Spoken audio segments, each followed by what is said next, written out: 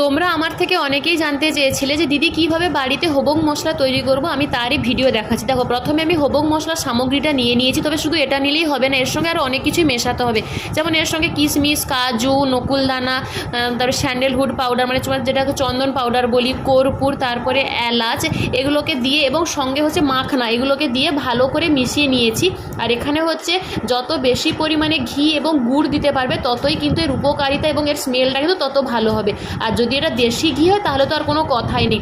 আমি এখানে দেশি ঘি পেলেও আমি কিন্তু যে ঝোলা যে গুড়টা, মানে যেটা জলের মতো যে গুড়টা হয়, সেটা আমি পাইনি, তাই আমি এখানে হচ্ছে শুকনো গুড় দিয়েছি।